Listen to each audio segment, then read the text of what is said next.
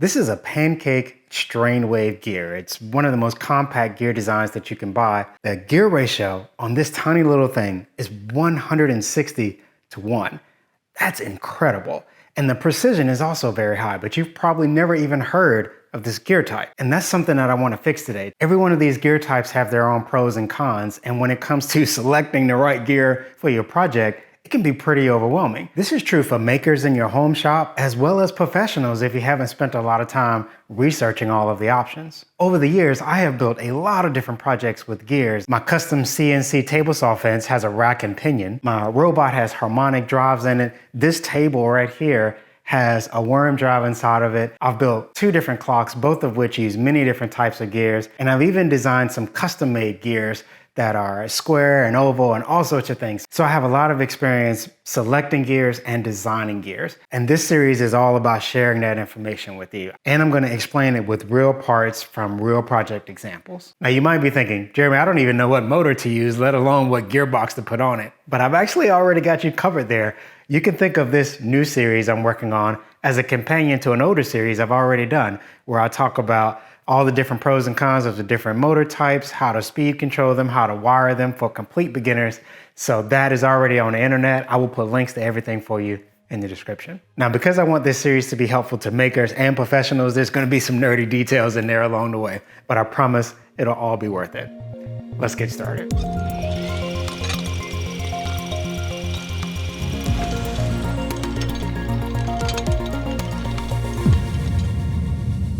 Before we get into the gearboxes, which are really a complicated arrangement of multiple gears, I want to make sure you understand all the terminology and some of the basics of how gears work. Now, this is something I've talked about many times in videos before, so I'm going to play you 2 little clips here from some older videos. Once we have that quick refresher, I'll jump into all the different goodies I have on display for you here. It doesn't matter if you're buying a motor off the shelf or you've pulled a motor out of an old broken appliance. Somewhere on that motor is going to be a power rating. And that number is really important because it tells you how much work the motor can do, and it tells you how quickly the motor can do the work. To illustrate this, I've subpoenaed my kids to move some bricks for me. To calculate the power output of my kids, we need to know 3 things: how much force they're applying to the bricks, how far they move the bricks, and how long it took for them to move the bricks. Put all those numbers in the formula and you get power. In this case, if I'm not satisfied with the power output, I can always input some motivation to get better results.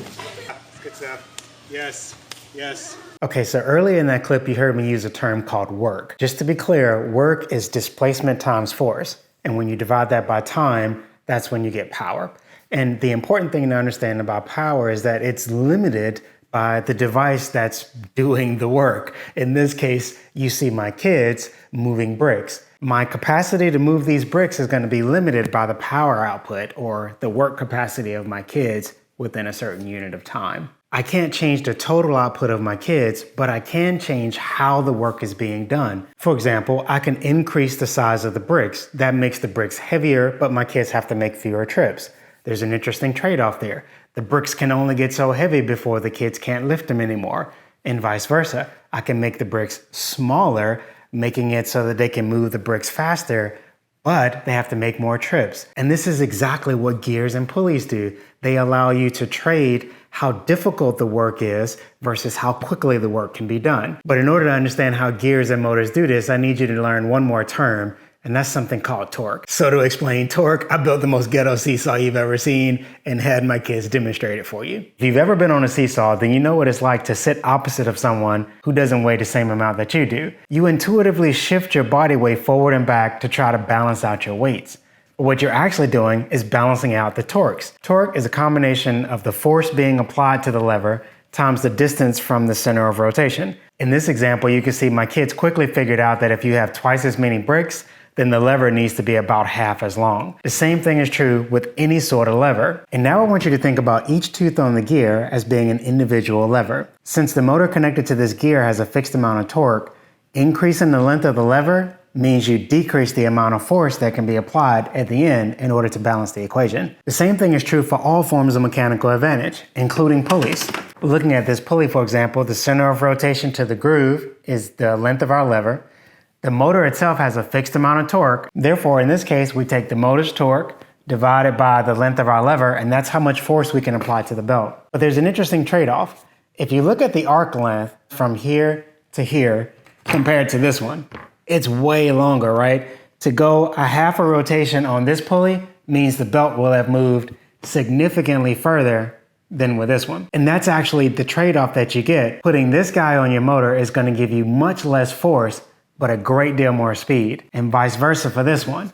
You can put out a lot more force from your motor, but it's going to be a much slower speed. All forms of mechanical advantage have the same secret sauce. Whether you're using gears, pulleys, a block and tackle, you're using a car jack, hydraulics, they all work exactly the same way. The total amount of work being done is always the same. But if you use mechanical advantage, you can get more or less force output by trading how much distance you actually move. Now that we see them side by side, hopefully you can start to see the parallels. If this is our driven gear, then one full rotation will not produce one full rotation here, and therefore the output speed is lower.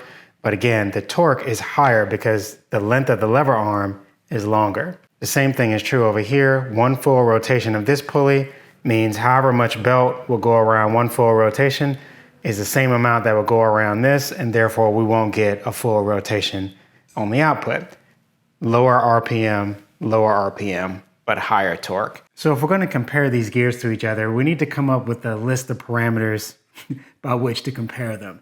And that can be a little tricky. I mean, I've picked 5 things that I think cover most of your needs, but just keep in mind that everybody's situation is different. You may lean one way or the other that doesn't necessarily follow what sounds like my recommendation. You got to consider your specific situation, your budget, your precision needs, and so on to make your final choice. Basically, you're choosing a gear for one of a couple of reasons. I mean, again, there are a lot of reasons, but the main ones are usually you want to change the speed or torque. Now, when you change one, you change the other, as we just learned. You might also use gears only for the purpose of changing the direction of rotation.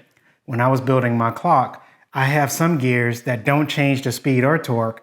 They're only there to make sure that the hands are spinning in the right direction to tell time. You might also want to change the orientation of the output. For example, this worm drive here has a shaft that's perpendicular to the output of the electric motor. If I have a motor oriented like this and I want my shaft output to be like this, you can get a gear reduction and get the change in orientation, but you might also use bevel gears in order to get an orientation change without changing the speed or the torque output. When I was building this very workbench, I wanted a turntable for welding circular things, but I also wanted the motor to be oriented in such a way that it could be flush with the bottom of the table instead of pointed straight down. I wanted a lot of torque in case I was turning something heavy, and I didn't care about positional accuracy. So in this situation, the worm drive was a perfect choice. We'll deep dive into all the pros and cons of the worm drive a little later in the series. Finally, you might want to change your rotation to linear motion, like what we get with a rack and pinion. So let's take a look at some of the parameters that go into selecting one gear over the other. And the first one would be RPM, as we've talked about a lot at this point. The final speed that you want to operate at will affect the choice of gear that you choose. Some of them are better at higher speeds than others. And when you increase the speed, you are also increasing the noise. So again, if noise is important to you, that's going to be a factor that you want to consider. The next variable we need to consider is the torque output. Generally speaking, the more you increase the torque of the electric motor, the bigger the gearbox has to be, but also the bigger the shaft has to be. In fact, you will notice on many gearboxes that one shaft is considerably larger than the other.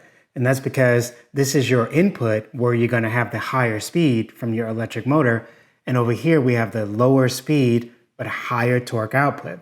In order to withstand the increased forces that's being applied to the shaft, we need a larger shaft. Therefore, the higher the torque output, the larger the shaft that you need.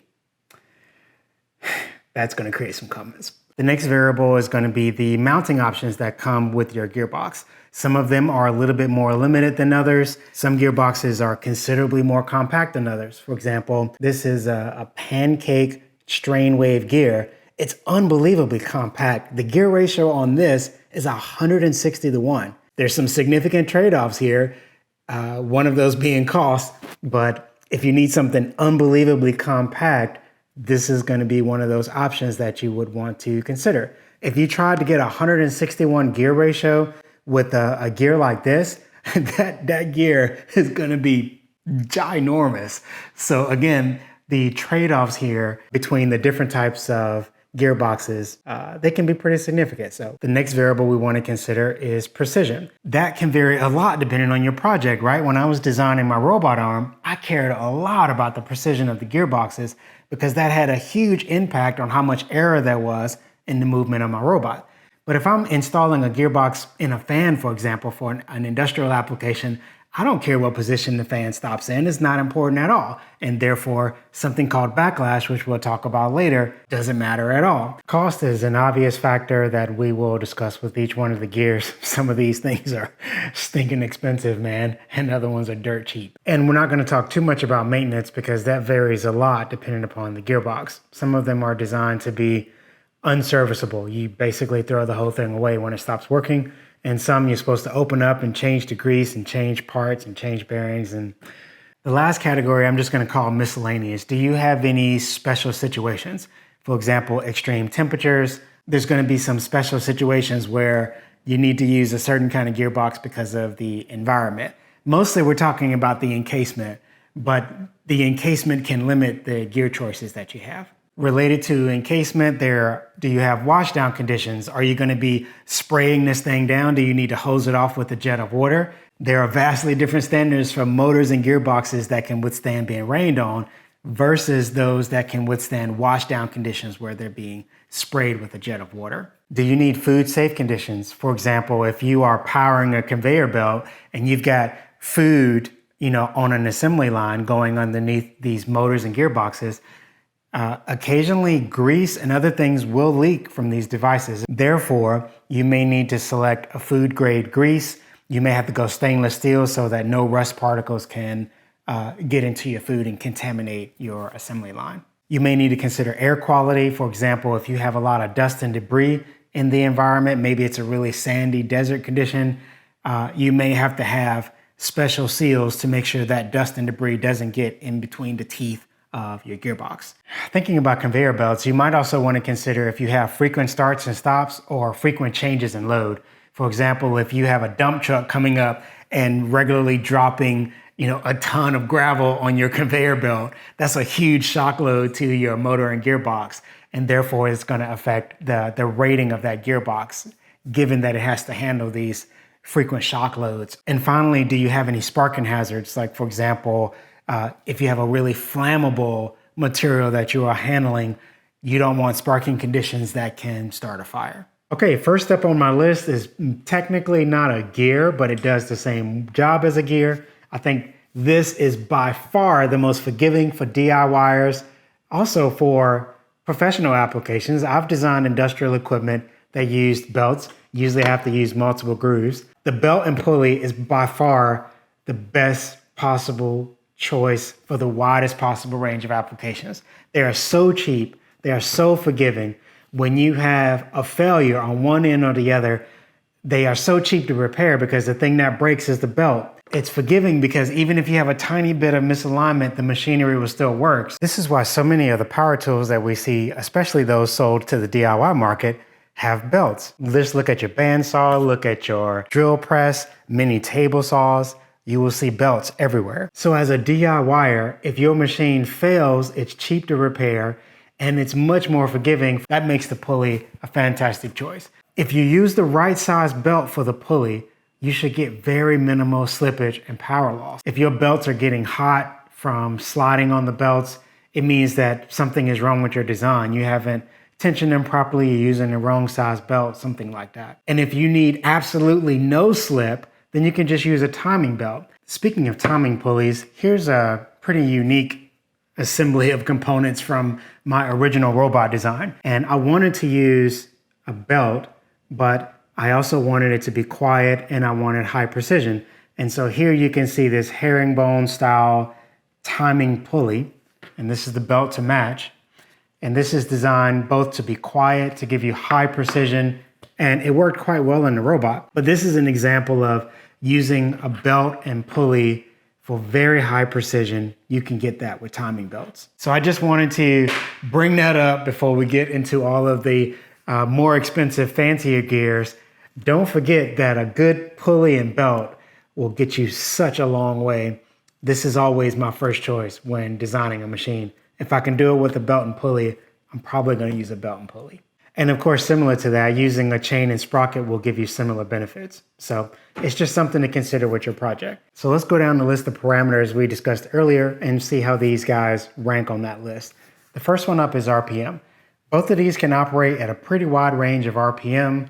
However, the noise factor can potentially be fairly high with these, especially if the distance between centers, that is between the two pulleys, is very far apart. You can get whip in the belt and a lot of other things can come about, which can make this a problem. Speaking of problems and solutions, I made a whole video about designing machines with belts. I will put a link to that in the description. In terms of torque, both of these can be rated to handle very high levels of torque. And if you need to go to a double, a triple, I've designed industrial equipment that held 5 belts and belts that are way bigger than this. So whatever level of torque you need to deliver with a belt, it can be done with a belt. In terms of mounting and space requirements, these rank a bit lower on that scale, especially compared to some of the other options we're going to look at. You've got the space between centers, you've got the belt, which needs to be covered up, for safety reasons. But on the flip side of that, they're really easy to mount, and they're actually quite forgiving if you have a slight misalignment between pieces of equipment. And so for that, I'd like to rank it up just a little bit higher. But at least you know what kind of things you need to consider.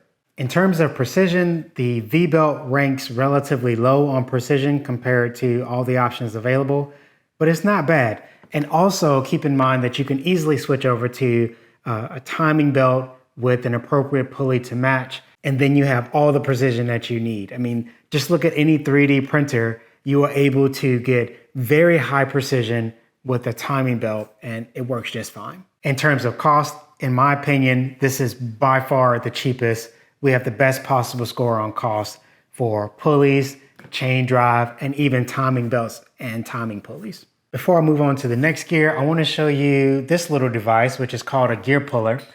And this is something that you will need if you're going to be installing a lot of pulleys or sprockets. It can be hard to get these back off of the shaft because you want a very tight fit. And essentially the way this works is you will throw this over the edge of the gear like so, or pulley or whatever it is. There we go. And once this is nice and snug, you take a wrench and you twist it like so, and that will gradually help you pull the pulley, the gear, whatever, off the end of the shaft. So this is a really helpful tool and something you'll want to have in your arsenal if you're going to be building equipment like this. Next up, we have the Spur gear. You can get these obviously inside of a gearbox, sort of prearranged, or you can buy them individually. They come in a huge range of size and teeth count options.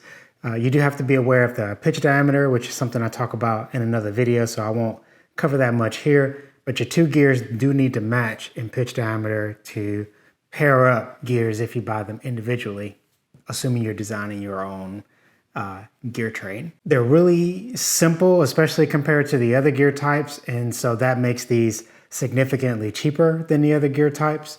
In terms of RPM, these are better for the low end of the speed spectrum. They get kind of noisy as the speed goes up. Regarding torque, these gears rank a little bit lower than all of the other options, mostly because all of the load is being carried by one tooth at a time. To make a gear like this with the same torque rating as, say, a helical gear like this, these gears tend to be much larger because the teeth need to be thicker. Speaking of that, the helical gear is basically a spur gear, but the teeth have been slanted. There's several benefits to doing this. The first one being that this gear is going to be much quieter for the same RPM, and that's because the teeth engage more gradually. Another thing that's great about this is because multiple teeth are engaged at the same time, you have more material sharing the same load, and therefore these gears can be smaller and be just as strong as the spur gear, comparing the two gear designs. There are two major downsides to this design though. The first one is they're more expensive to make. I mean, this shape is just harder to machine,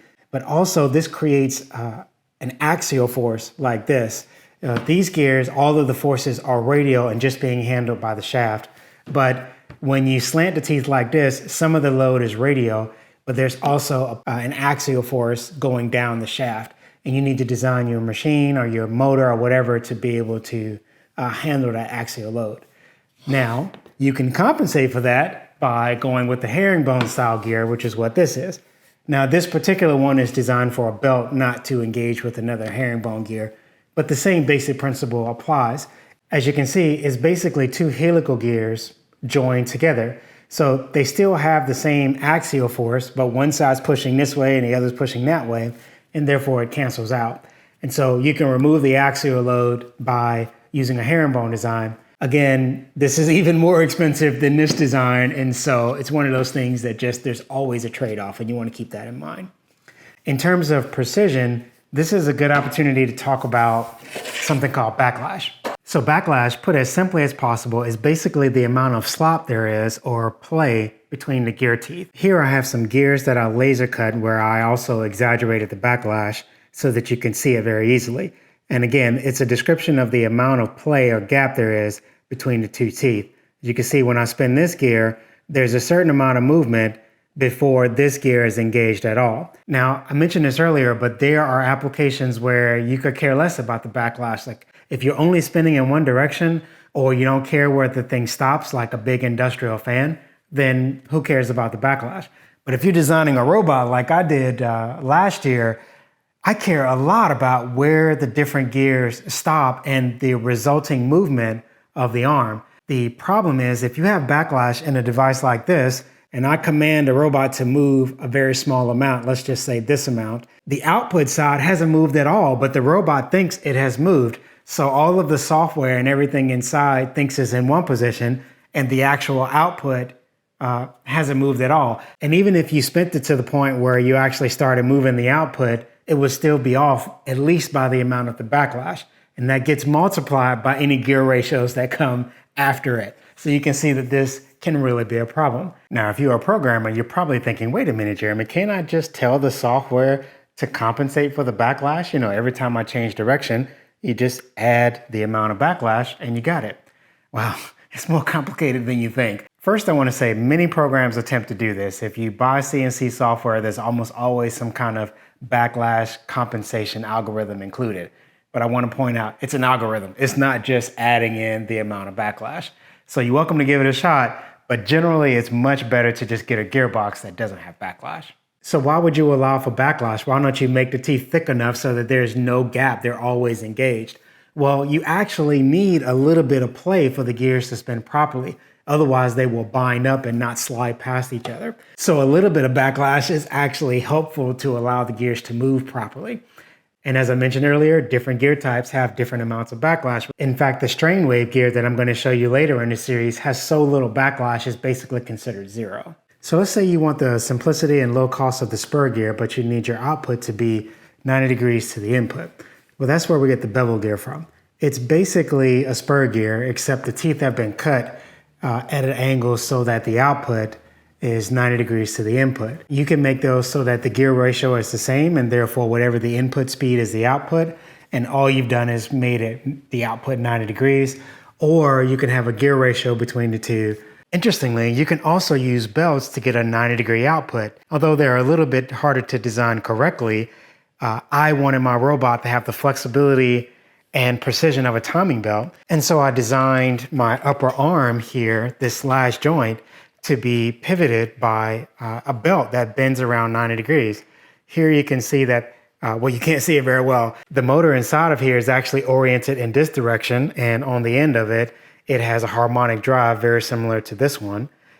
On the end of this harmonic drive, there's a timing pulley.